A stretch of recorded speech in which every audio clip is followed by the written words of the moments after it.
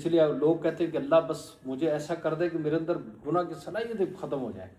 بھائی تم اگر بالکل صلاحیت تمہارے اندر ختم ہو جائے تو پھر تو تمہارا گناہ سے بچنا کمال تو نہ ہوا نا جی, ہے جی. کمال تو تب ہے کہ جب گناہ کر سکتے ہو, صلاحیت ہے, لیکن پھر بھی تم اللہ کے لیے اپنے آپ کو بچاتے ہو. تبھی بزرگ نے فرمایا درمیان قہر دریا تخت بندم کر دئی, بعد میں کوئی کہ دامن تر مکن ہوشیار باش. کہ اللہ نے دریا میں میرا تختہ باندھ دیا اور مجھے بٹھا دیا اور مجھے حکم دے دیا کہ دیکھو تیرا دامن تر نہیں ہونا چاہیے, تمہارے کپڑے گیلے نہ ہوں, بٹھا دیا دریا کے اندر. اب ہر طرف گناہوں کا ماحول, گناہ پھیلے ہوئے ہیں, گناہ کرنا بڑا آسان ہو گیا. تو اب اللہ ہمیں روک رہے ہیں کہ اپنا دامن تیرا تر نہ ہو اور پاک رہے. تو فرمایا یہ اب اپنے آپ کو جب بچاتے ہو نا, یہ تمہارا کمال ہے. تو اپنی نظر کی حفاظت یہ بڑی اہم ہے. دوسرا نیک صحبت اختیار کرو. اللہ نے کیا کہا, کونوا مع الصادقین. اپنے ایمان کو مضبوط رکھنا چاہتے تو کیا کرو, سچوں کے ساتھ رہو. اور صادقین میں بھی عشق والے ہیں, ٹھیک ہے جی. کیونکہ سارے عاشق جو ہوتا ہے اسے کسی دلیل کی ضرورت نہیں ہوتی, وہ تو بس جو ہے وہ عشق کرتا ہے. اور دوسرا جن سے نسبت ہو, جن سے تعلق ہو, ان سے تعلق کو اخلاص اور محبت کے ساتھ مضبوط کرتے رہو. کیونکہ جیسے مجلس میں آتے ہو تو مجلس میں آتے رہو, دوستوں کو لاتے رہو. آپ کی وجہ سے اگر ایک بھی ہدایت پا جائے گا تو آپ کا کے لیے وہ ایک ہی کافی ہے.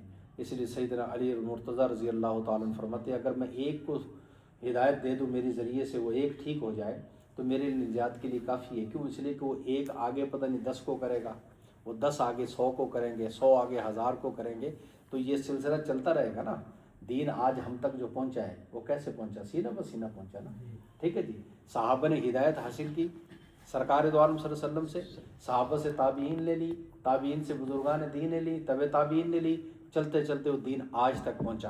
وہ صحابہ کتنے تھے؟ تھوڑے سے تھے, کم و بیش 1,24,000 کے قریب. اور پوری دنیا کے اندر کروڑوں مسلمان ہیں اس وقت, اور جو اس وقت سے قیامت تک اور آنے ہیں, اور جو دنیا سے کتنے جا چکے ہیں. تو آپ حساب لگے تو اربوں خربوں سے بھی آپ گنتی بھی ممکن نہیں ہے. تو ان کی ہدایت کے ذریعہ کون بنے؟ وہ صحابہ بنے ہیں جی. انہوں نے کن سے لیا؟ سرکار دو عالم صلی اللہ علیہ وسلم سے دین لیا.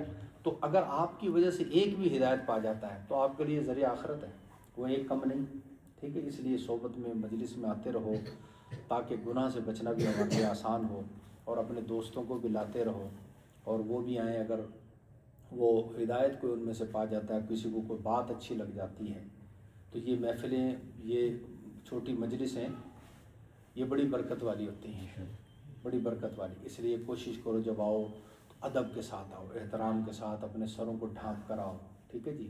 اور ایک سننے کی غرض سے کہ کچھ سیکھ کر جانا ہے, میں نے کچھ لے کر جانا ہے, سبق حاصل کرنا ہے میں نے, ٹھیک ہے نا جی. تو یہ محفلیں, یہ اس پر یہ اللہ کے کا نور اترتا ہے, نورانیت آتی ہے اس میں.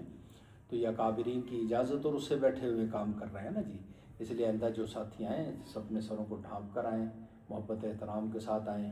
کوشش کرو باوضو, گو کہ مجلس میں اس طرح آنا باوضو ضروری نہیں ہے, وہ تو نماز کے لیے وضو ضروری ہے. قرآن مجید کو ہاتھ میں پکڑنا ہو تو وضو ضروری ہے, لیکن کوشش کرو کہ وضو کر کے آ جاؤ تاکہ آپ کے دل کے اندر مزید نور پیدا ہو. اور اپنی صحبت کا بہت خیال کرو. کیوں؟ اللہ نے فرما دیا دیکھو ایمان کو قائم رکھنا چاہتے ہو, ٹھیک ہے, یہ صفت جو خاص ہے ایمان کی, اسے ہمیشہ مضبوط اور قائم رکھنا چاہتے ہو, کونوا مع الصادقین.